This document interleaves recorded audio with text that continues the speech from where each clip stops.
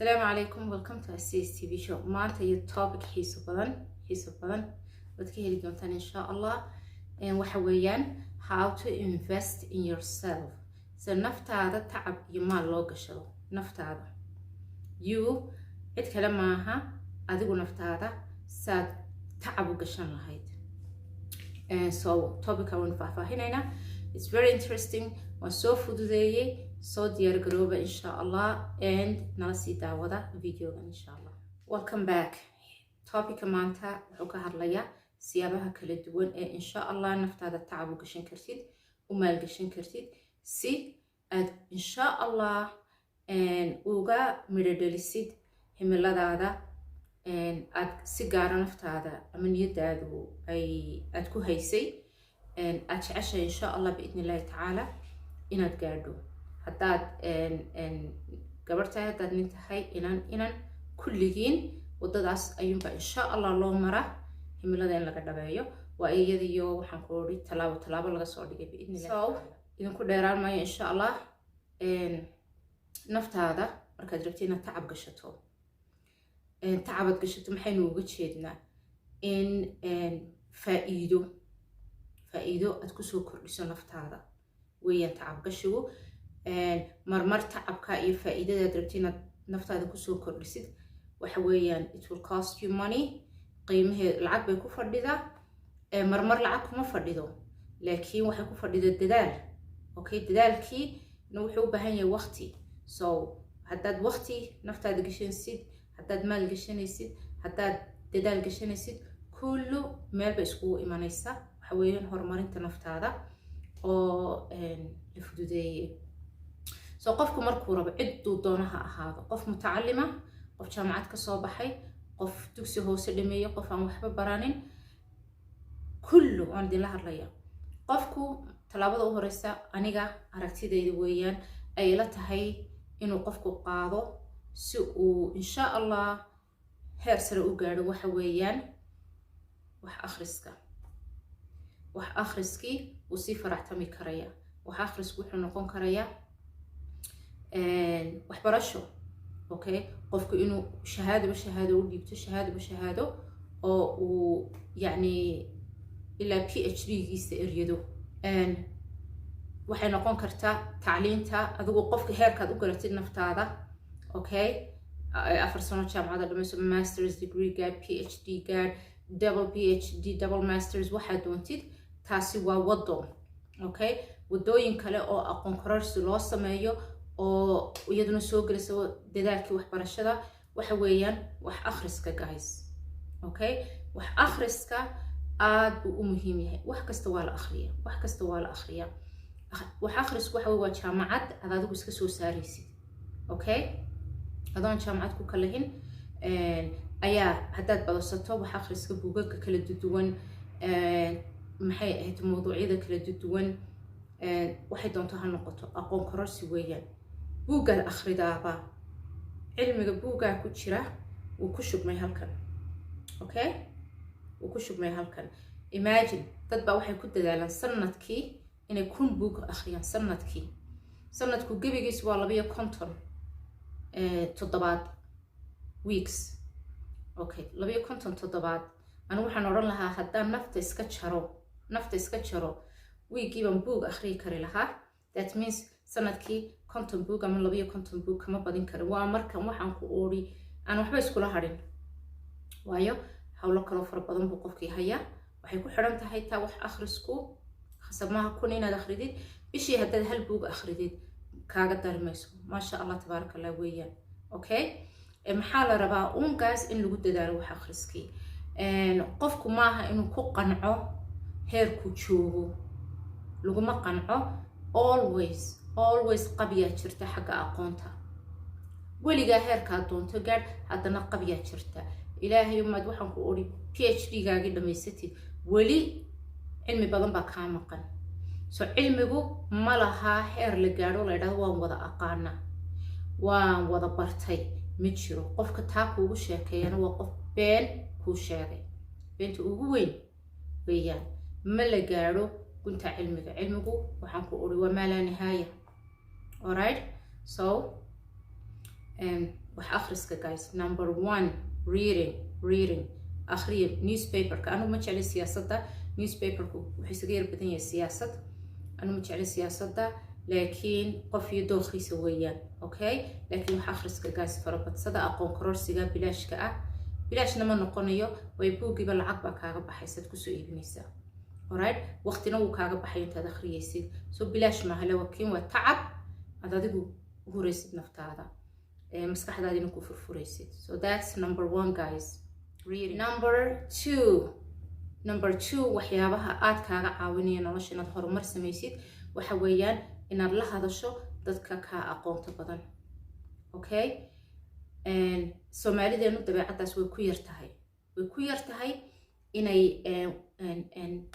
yani dadka ka aqoon badan maaragtay wax ka qaataan ama daba joogaan ama wax ka kororsadaan faa'iido kala baxaan. dadkeen waxay isaga badan yihiin dad maxay ahayd wallahi ilaahay ka soo hadeeyay, laakiin way isaga badan yihiin baan ilmaan oran kulligood way isaga badan yihiin. waxay Soomaalida ku yara fara badan xaasidnimada walciyaadu billah, wax laga acuudu bilaysto weeyaan. markay arkaan qof ka aqoon badan waxaaba laga yaabaa inay ku nacaanba sifadaa xaasidnimadii nacsiiso baaba laga yaabaa. Okay, laakiin horumar waxa la isku dhaafa guys, qofiba qofku uga jajaban yahay inuu daba cararo dadka ka aqoonta badan. daba cararkan maxaan uga jeedaa? maaha daba carar xun ee waxa weeyaan wax ka kororsi, daba joog, aqoontooda wax ka qaado, ka baro mentor ka dhigta. mentorku waxa weeyaan yani qof ku dayasho mudan.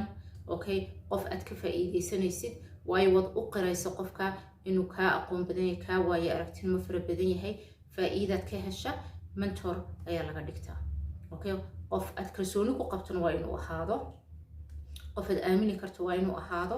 waayo mentorka badanaaba waa qof yani noloshii ka caawinaya insha Allah sida ugu fiican inaad kaga baxdid adoo ka faa'iideysanaya khibradoodii.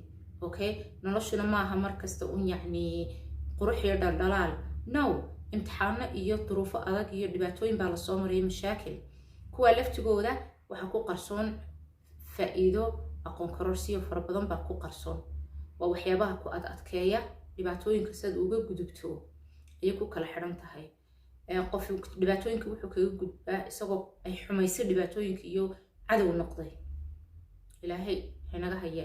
dadna waxay kaga gudbaan dhibaatooyinka iyo khibrad ka qaatay, aqoon kororsi ka dhigtay, ay u noqotay jaamacad taana soo marayo mar dambe uma dhacdo. Okay, haday kugu soo noqotona dib ma laha, waxa weyn waa cashar kale oo insha Allah faa'iido kala baxaysid. So number 2 muxuu guys noqonaya dadka aqoonta qofku ka aqoon badan yahay waxa ka qaato. qofka ka aqoon badan baan u jeedaa waxa ka qaato. Okay, mentor ka dhigta hadii Ilaahay ka dhigo.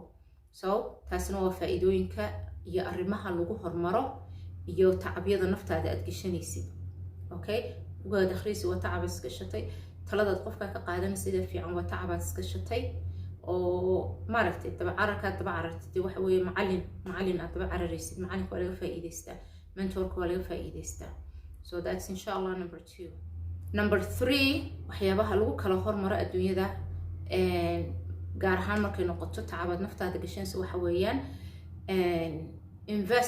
investment gasho ama tacab gasho inaad xulato asxaab fiican. Okay, qofiba qofku ka asxaab fiican yahay uu ka hormaray. waayo asxaabta fiican, dadka tayada fiican ayaa hareeraha la iska dhigaa. dadka quality-ga fiican hareeraha la iska dhigaa, bartanka loo fadhiistaa, dadkaasaa la soo urursadaa. waayo yaku wanaagoodii aqoontoodii waata adigana ku soo gaadhaa. Okay, so adigii baa la rabaa choice-kanaad meeshii keentid oo markaad asxaab raadsanaysid iyo dad aad la bulshayso dadka fiican kala bax. alright, carabta waxa ku mahmaahdaa من 10 قوما 40 يوما صار منهم. qofka 40 cisho dad la jooga iyagoo kaluu noqda. so macnaha hadalkaas waa maxay? cidda kugu xeeran ayuun baad la mid noqonaysaa markaa ka fiirsataa. Okay, haddaad dad xunxun ku xeeran tahay asxaab xunxun wax allaale wax tacaba oo aad naftaadii mustaqbalkaagii gashatay ma jirto. Okay, waayo way ku reebayaan mid talaabaha hore u qaadi maysid. So number 3 waa maxay? asxaabtayo fiican raadso. tacabka aad raadsanaysa asxaabta aad soo dhawaysanaysid waa tacabaad adigu isgashatay, kaama maqna, wuu kugu maqan yahay. So that's number 3 guys. number 4 waxay noqonaysaa haddii awooddu kuu asmaxayso, travel, dhoof, adduunka soo arag intii tamartaada ah, meelo kala duwan ku dadaal inaad gaadho. Okay, dadka dibadaha jooga baasaboorro haysta international meesha doonaan bay tegi karayaan hadday shaqaystaan oo lacagtooda yaro urursadaan, sanadkii 2 jeer way bixi karaan. laakiin dhoofku faa'iido fara badan buu aad u leeyahay, anfaca qofka iyo kobcinta maskaxdiisa. maxaa ka mid ah? qofku wuxuu soo arkaya adduunkii, yacni wuxuu ka baxayaa boxkii yaraa, sanduuqii yaraa uu ku jiray, ee uu ku xidhnaa, ee uu bartay, ee aanay waxba uga soo kordhayn, ama dee waxa ka soo kordhayay faa'iidaha uu kala baxay ee uu leeyahay maxaa hadhay dee waa intanunbaa sheekadu. markaad ka baxdo meelaha aad meel kale u dhoofto, waxaad arkaysaa adduunkii ka duwan, waxaad arkaysaa dhaqano kala duwan, waxaad arkaysaa cilmi kala duwan, waxa kaaga soo kordhaysa aqoon kororsi fara badan, waayo aragtinimo fara badan ayaa dhoofka kaaga soo kordhaysa. so dhoofku aad buu u faa'iido badan yahay. weliba haddaan si gaara ula hadlo familieska markay jaanis shan caruurtiina la dhoofo la baxaa, meesha doontaan geeya. laakiin familiga iyo caruurta iyo waalidku markay wada baxaan, taasi way isku soo dhawaysaa, caruurtiina waxay u gasha xasuus fiican oo aanay weligood ilaabi karin. weliba kuwa yacni babiska ma haddee ma xasuusanayaan, laakiin dee kuwa wax garaad leh ee wax xasuusan karayaan. markaa guys aad ugu dadaala caruurtiina inaad waqti badan kula qaadataan, adduunka inaad soo marmarisaan intii tamartiina insha allah. so dhoofkuna waa number 4, tacabka naftaada aad gashan kartid ee investment ama maalgashi kuu noqonaya, ee faa'iidadiisiina maasha allah ku kobcinayso, qof kaa dhigayso xag maskaxeed iyo xag kasta ka dhisan insha allah. number 5 waxay noqonaysaa number 5 guys, waxaan idin kula talin lahaa qaata koorasyo. yani tacliinta markaad dhamaysaan, jaamacadda marka la dhameeyo, dadka aan jaamacaddii gaadhin ee dee secondary kaga baxay ee raba aqoon kororsi kale inay sameeyaan, aan rabin jaamacad inay galaan, hadday doonaan koorasyo qaata guys. koorasyadu aad bay u fiican yihiin. waxa weeyaan yani waa aqoon kororsi kooban oo kugu maqan. koorasya 6 bilood socda, qaarba in bay socdaan guys, laakiin waxay isaga badan yihiin koorasyadu dhowr bilood, way gaagaaban yihiin, laakiin shahaadaad ku qaadanaysa, aqoontaasina waa aqoon jeebka kugu jirta oo aad kororsatay. so koorasyada kala duwan guys qaata insha allah. maasha allah waad ku shaqaysan karaysaan koorasyada, waxay idin noqonaysaa aqoon kororsi fara badan oo kala duwan. midda kale waxa weeye 100,000 kala duwan weeyaan koorasyadu. waxaad doonto ee aad jeceshahay adigu, ee adiga hobby ku ah, ku qaado koorasyo. haddaad farshaxanka iyo sawirka jeceshahay, haddaad cunto kariska jeceshahay, haddaad financeska jeceshahay, accountingka, haddaad luuqadaha, waxa ay doonto ha noqoto, koorasyo qaata guys. okay, koorasyadu muhiim weeyaan, waa aqoon kororsi degdega insha allah, shahaadona aad ku qaadanaysid biidni illaahi tacaala, oo ah tacabaad naftaadii gashatay oo meel ku yaala. number 6 wuxuu noqonayaa tacab fara badan gasho caafimaadkaaga iyo daryeelka caafimaadkaaga, tacab fara badan gasho. waayo haddaanad ku tabcin caafimaadkaaga, horta ilaahayba subxaana watacaala caafimaadka bixiya iyo cimrigaba, laakiin inaka waajibkayna saaran waxa weeyaan inaynu ilaalino nimcadii ilaahay. so caafimaadku nicmo maaha ilaahay ka timi, nicmada inaynu ilaalino waajib ayay nagu tahay. caafimaadkaaga sidaad u ilaashan lahayd, wixii ku xuno, wixii wax ku yeelayo oo dhan ka joog, wixii kuu fiican oo dhanna qaado. caafimaadka waxaad ku ilaashan kartaa exercise yaro iska basito oo aad soo lugayso, ama noocyo kaloo exercise oo kala duwan, cuntooyinkaagood hoos u eegto, nafaqooyinkaaga, fitaminadaada, wixii sunaad iska dayso, wixii balwadu aad iska dayso. okay, waxaad danaynaysaa caafimaadkaagii oo aad ku tabcaysa si uu ilaahayna kuugu barakeeyo oo uu ku jiro muddo insha Allah fiican oo ifka kaga baxdid caafimaad fiican dadka aan is ilaalinay caafimaad darada iska raadsada sida dadka balwadaha la hoodhan caafimaadkooda danka ma lahaatee balwada ayay ka jecel yihiin caafimaadkooda balwada ayay ka jecel yihiin waqtiga ka lumaya 7 saacadood 8 saacadood bay dad qaad ku fadhiyaan muxuu yahay tacabkii naftooda gashadeen waxba 7 saacadood wax kale haday gashadaan waxay arki lahayn faa'iido fara badan caafimaadkooda yani xitaa haddii dadka imaqlaya haddaad balwada leedihiin balwadiina haddaad doontaan ayraayar usoo koobkooba haddaad maalin kasta qayisho maalin tuur 6 qayil hadhow mid kala tuur ayar maalintaad ka saarto qayilaadii meeshana maalinta wax kaloo faa'iido la gasho oo caruurtaada yareerkaaga kaxayso meel ula bax dibadaas soo dalxiisa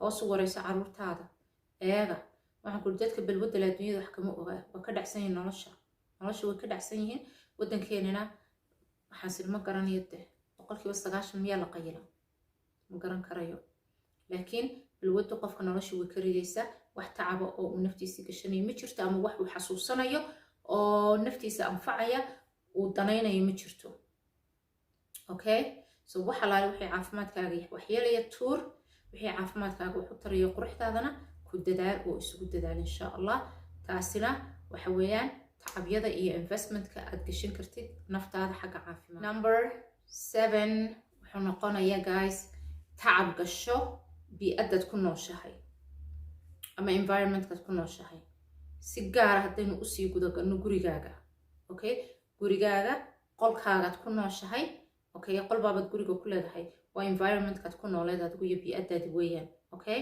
tacab gasho iska hagaajiya iska qurxiya iska nadiifiya ha noqoto meel caafimaad qabta oo niyadda ku farxayso markay soo gasho qalbigu ku raaxaysanayo maskaxdu ku degayso okay qolkaaga yar gurigaaga yar ka dhigo jawigiisa jawi markaad albaabka iska furtaad soo gasho ku nafisaysid oo wareerkii adduunyada iyo mashaakilkii wixii dibadda markaad kaga timaado gurigaagu ha noqdo janno yar oo adiga nafsiyadaadu habi ku tahay okay oo bilaa mashaakil insha Allah bilaa wareera intaad adigu noloshaada iyo environmentkaaga gurigaaga dejisan karto dejiso okay way jiraan marmar waxaan ku ori dadka kale aan kula fahmeyntaa oo jawigaad ku nooleed kaa qasayaan adigina tacabaad gashanaysaa jawi fiican inaad ku noolaatid waayo noloshu way iska gaaban tahay qofina ma awoodo waliba dadka fahmaya arrimaha anigu ka mid ahay aad ayaan u qiimeeyo waqtiga marka ma jeclid waqtigeyguna khasaare iga galo ma jeclid waqtigeyga in laygaga ciyaaro ma jeclid waqtigeyga in layga lumiyo okay waxaas oo dhan cimrigaagii baa qayb la googoosanaya lagu ciyaarayo weeyaan marka yaa awooda dad badan iskama fahmaan waxa waqtigii baan galay aan kusoo noqonato environmentka marka way jiraan dad aan kula fahmeyn environmentka iyo jawiga gurigu waynu habi ahaado okay oo wareerkuu keeniyo mashaakilkuu keeniyo lugta kugu walaaqay waxaan ku ori kaa qasaya dadkaas waa dad iyakiis ka dhiban laakiin adigii ku dadaal inaanay ku jiidanin maaragtay mawjadday ku jiraan iyaku yani adigana kula tegin alright mawjadda iyaka meesha raacinaysaa raacisada qof iyo maskaxdiisa weeye wax isu gartay adigu is ilaali kasoo hadh duufaanka dooxa raacin hagaajiso jawiga gurigaaga habi ka dhigo environmentkaaga qurxiso okay number 8 guys dhaqaalihiina hoos u eega haddaad rabtaan inaad horumar u samaysaan oo naftiina investment gashataan oo ku tacabtaan waati bilowgeen sheegay dhaqaale kama maqnaanayo meeshii kugu baxa okay caafimaadkaaga daryeelkiisu dhaqaale u baahan yahay gurigaaga qurxintiisu dhaqaale u baahan tahay course haddaad qaadanayso dhaqaale u baahan yahay buug haddaad iibsanayso dhaqaale u baahan yahay safar haddaad u baxayso dhaqaale u baahan yahay so waxaynu kasoo hadalnoo dhan kama maarmayaan dhaqaalihii maaha ha is odhanayno ha iska dhaadhicin waxaas aad sii sheegayso ma samayn karayo waayo de ma ihi milyaneer ma milyaneer bay imoodaa si aniga no kulli waa la samayn karaya laakiin waxaa la rabaa in lagu sameeyo qorshe iyo tamartaadu intay tahay ku soco tamartaadu intii kuu asmaxdo ku soco ha ka bixin awoodda tamartaada okay hadduu qof sanadkii iibsan karo laba iyo konton buug ha iibsado, hadduu mid iibsan karo tobanka ha ku ekaado, hadduu mid iibsan karo sanadkii hal buug ha ku ekaado. waayo dhe meeshii un qofku muu taagnaanin. hal buug sanadkii hadduu iibsado oo akhristo uu ka faa'iidaysto horu u yara socday, muu dheeraynin sidii kuwii kale, laakiin de bartiisii ma taagna, wuu ka dhaqaaqay. okay, dadka aan waxba baranin dib iskuullada ha ugu noqdaan, jaan iskuuli kamuu tegin, ha ku dadaalaan inay wax bartaan. muhiim weeyaan gaas taasi. so maalku door buu ka ciyaaraya waxaas oo dhan. marka maxaa fiican fikirka in laga shaqaysiiyo, oo qofku hadduu shaqo yar haysto ama business yar, ha ku dadaalo intaasun inaanu income ka sugin ee meelo kalena waxa gashado. waxaan uga jeedataa in yaroo lacaga ha qaato, ha ku rito investment account. watii berigii dhawey dahabshiil sameynayay uu sheerarka yaryar iibinayay, boqol bay sheerarku ahaa, isagu muu siinayn, wuxuu ka bilaabayay 2400 على sheerku wuxuu ahaa 100. marka guys, waxbaa waa la fikra, waxbaa la maalgashada, lacagtaada in yar baa la qaada, intaasaa la yidhahda orodoo iisoo shaqee. adigu uun haddaad shaqaysa habeen iyo maalin wadaaleysa, xoolahaaguna mar waa inaad maalgashatid aad tidhaahdid iisoo shaqeeya. okay, business meelaha sheerarka xalaasha ah ee islamic bankska wax ku darsada insha allah haddii aad awoodaan. kaala arag ba idiin noqonsa biidni illaahi tacaala. adoo gurigaaga iska hurda, adoo wax iska akhrisanaya, waxa weeyaan lacagtaada yareed baa kuu shaqaynaysa, kuu shaqo tagtay, halkaad adigu un daba cararaysid shilinka. so keena meeshii number 8 baynu ka hadlaynaa, keena meeshii fikiro kale oo dakhli idinka soo galo. okay, si waqtigii aad shaqaynaysay aad soo yaro gaabiso oo aad wax kale faa'iido la u gashatid. dadka qaar baa habeen iyo maalin si beriiska u eryanayaan yar, noloshii saa ku dhaafta.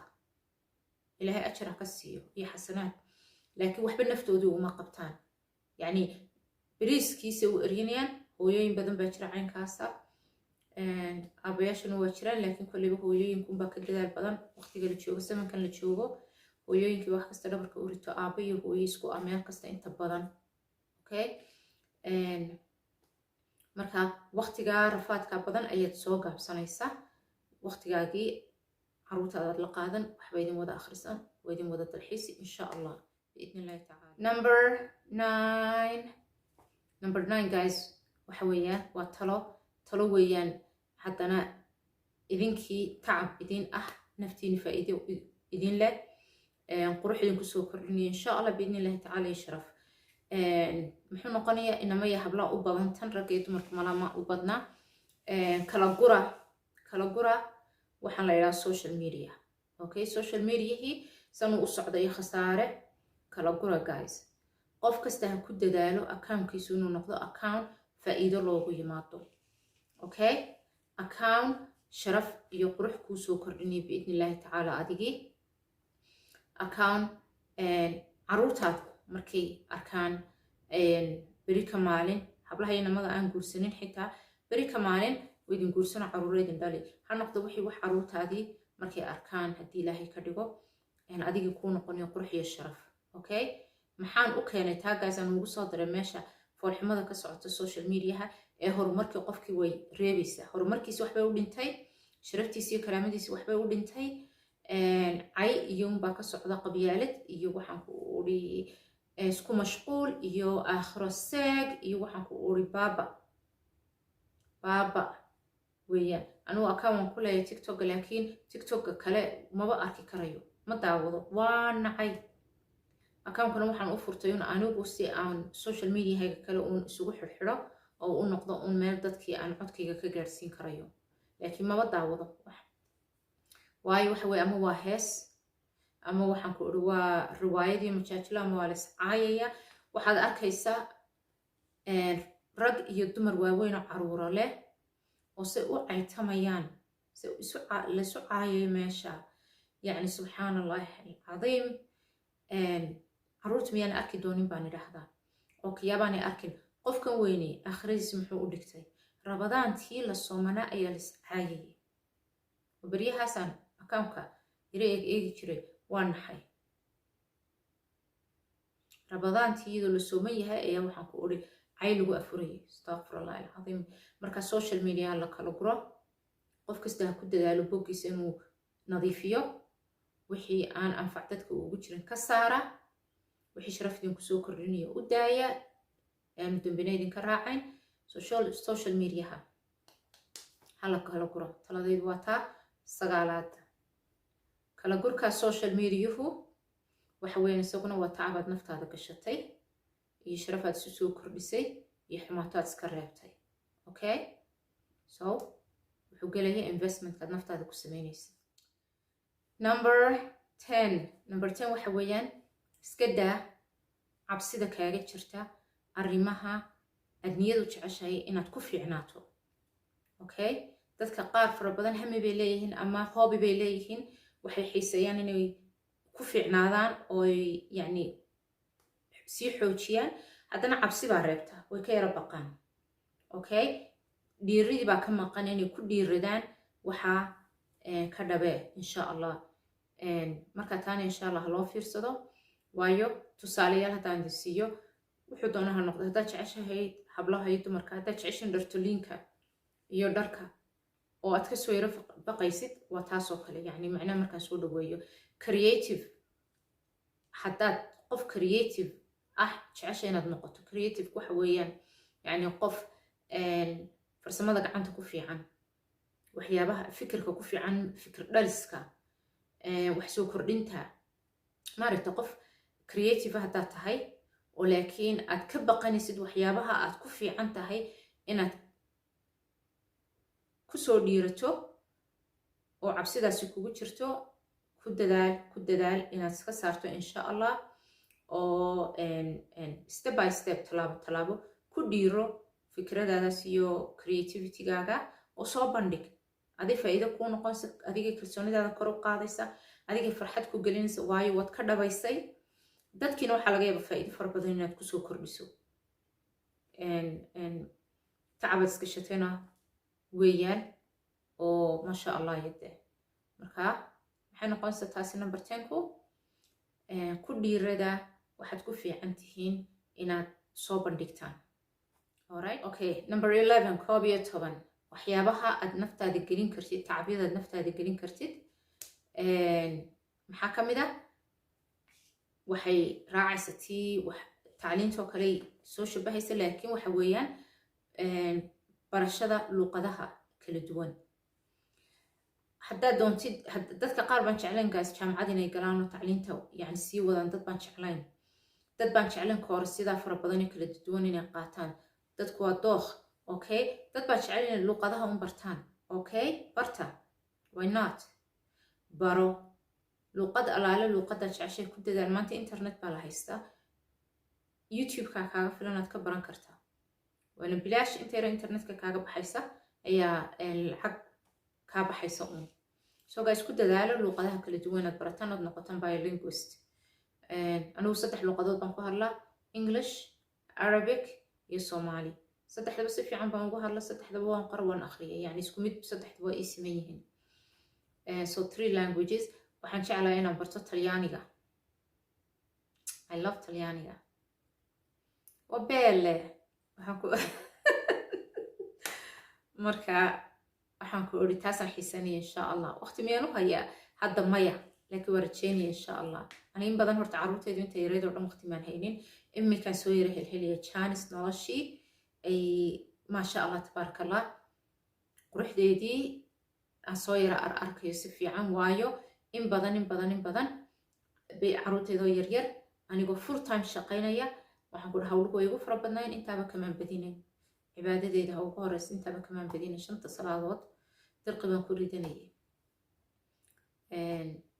maasha allah alxamdulilah rabbi alcaalamiin so imika ayaan maaragtay dib ugu yara noqnoqonaya waxyaabaan jeclaa inaan isku soo kordhiyo maasha allah tabaaraka allah waana waqtiga ugu fiican so guys insha allah ciddii xiisaynsa luuqad alaale luuqadaad doontaan waad baran karaysaan bilaashna waad baran karaysaan internetka gacantiina ku jirto mobilka social mediaha la iska caayayo gebigiisa inta saa usoo kala rogtaan faa'iido ka dhiga okay oo hadduu markii hore mobilku u shaqaynayay dembi unkaaga soo kordhiyay ka dhig aaladda gacantaada ku jirta ka dhig aalad faa'iido kugu soo kordhisa waad heli karta labadaba mobilku khasaarana wuu keena faa'iidana wuu keenaa the choice is yours adigu waa xaggaad u adeegsato so languages guys ha lagu dadaalo afindi baraa Chinese baraa Arabi baro anything you want English anything you want guys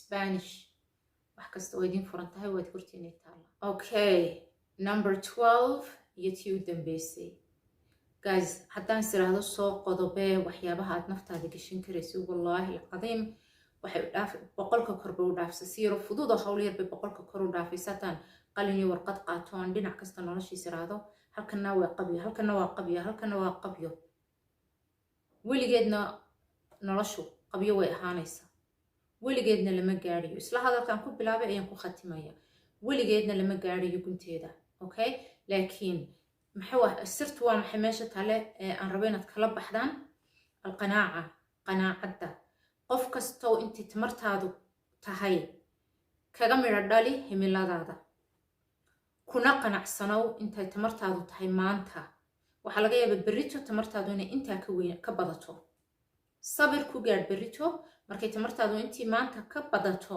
berritona intay tahay qiyaas maanta intan ahayd intaa ku qanaco ku camal fal oo faa'iido kaga dhali berritona hadday intaa kuu noqoto maasha allah inta alxamdulilah tira haddana intaa ku jidmar sidaa ku wad adiguna dadaalka kan ilaahayna barakadu keenaya subxaana wa tacaala so number 12 guys number 12 waxaan kusoo khatimayaa say no to nonsense videona waan kasoo saaray insha allah videogan halkan aan idiin soo dhigi doonaa no ka dhaha wax alaale wixii aanay faa'iido idinku jirin ee khasaare kugu soo kordhinaya maxaan taa ugu soo khatimay waxaynu ka hadlayno oo dhan waxa weeye waa faa'iidaad naftaada gashanaysid soo maaha adduunyo iyo aakhiraba so waxaad naftaada gashanaysid maaha okay marka taa lagaala dagaalamayo ee khasaare la rabo in lagugu soo kordhiyo ha ogolaan no wax alaale waxay khasaare kugu soo kordhinaya adduunyo iyo aakhiraba no dheh diid okay taasi laftigeeda noodaasi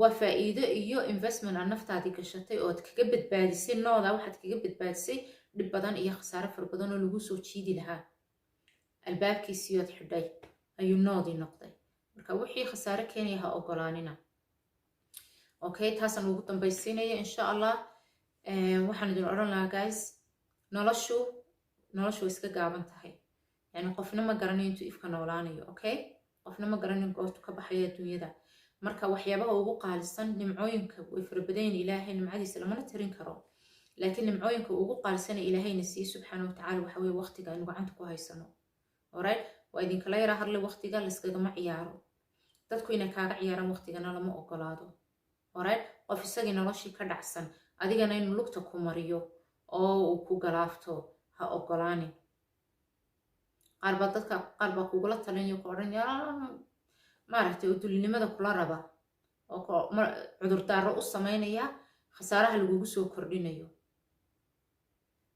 ha ka dhegaysanin adigu taana waa laga geli taana waa laga saari laakiin maskaxdaada ku soco alright maskaxdaada ilaahay intaad la kaashato ku soco alright waqtiga yaan laydinkaga ciyaarin nolosha u noolaada si sharaf leh oo qurux badan oo tayo leh alright quality tayo waa inay noloshiinu lahaato maaha inaad iska maalaa yacni noolaataan tusaale haddaan ka dhigto guys dadka qayla haddana inaanu waqtigu qiimo la lahayn alright qofna waqtigiisi wuxuu leeyahay maanta haddaan heli lahaa saacad haddaan heli lahaa geedkaa hoos fadhiisto buugayga akhristo qofna saacaddaasuu la'yahay dadka balwaddalan maxay sameeyaan waqtigiibaa ku farabataa marka say rabaan say waqtigii u dilaan markase odhan maxaynu waqtigii ku dilaa astaqfir allahi alcadiim ma waqti la dilaynu aragnay carabta waxay ku mahmaahdaa alwaqtu kasayf in lam taqtachu qatacak waqtigu waa sida seefta ama isagaa ku jaraya ama adigu jarinta aanu adiga ku jarin kaga horee maxaa looga jeedaa waqtigu waxa weeye waxaan ku uri haddaad ka faa'iidaysatona if iyo aakhira waad arkaysa faa'iidada haddaad ku ciyaarto oo aad lumisona tan uu ku qaleylay uu ku kala goynay maxay de waxa weeyaan un aakhiro marka waqtiga kaa lumayo dhan lagu soo hordhiga lagu yidhaahdo ifka intaad joogto waxaasoo waqtiga balwad baad dul fadhiday ama meel baad fadhido dad baad xamanaysay ama social mediaad ku jirto ummad ilaahay ka caayaysay marka lagu yidhaahdo cimrigaagii 70 sannadood baad ifka kusoo qaato kala bar ummadda ilaahay baad dhibaysay ood mashquul ku ahayd ama dadkaad waqtigooda ku ciyaaraysay ama waqtigaagii adaaba cadow isku noqdo waqtigaagii ku ciyaaro meel intaad fadhiisto si neef xoolaa daaqayay oo adduunyadii ka dhacay waa la iskaga daba imanaya maanta un maaha adduunyadu waxaan waqtigan lagu ciyaaraya la luminayo dhan wallaahi wayna daba socda aakhiro okay so saa loo xisaabinayaad arki doontaan marka waqtigiinaan ku ciyaarina daqiiqadna la iskagama ciyaaro ku dadaala saacad kasta waqtigiinan wax faa'iido la gashataan inaad jiifsataan oo yara seexataan markaad daashaan ee hawlihiina qabsataan ajar baa taa idinku jiro waayo waxaad u soo awoodaysanaysaa inaad khayrkii sii wado ilaahay muku odhanin ha seexanin oo ha nasanin oo iscadaab ilaahay kuma odhanin alright so guys miisaan ku socda nolosha insha allah markaad noloshiina meelahaasoo dhan saa uga fiirfiirsataan saa u buuxbuuxisaan waxay noqonaysaa ishcalaa insha allah idinkana farxad baa idin gelaysa adduunyada intaad nooshihiin dareenka quruxda badan ee ah waxaan jeclaa waan ka dhabeeyey waxaan jeclaa ifka intaan joogay waan sameeyey waan dhadhamiyey waan arkay macaankiisa okay maaha in adduunyada lagaga tago qarax xun adigoo waxaan ku odhay wax kaloon ku mashquuloon kharaab kaga baxdid so okay guys insha allah intaasaan idinka tegay aad baad ugu mahadsantihiin waqtigeena thank you very much saas iyo videoga dambe insha allah maca salaama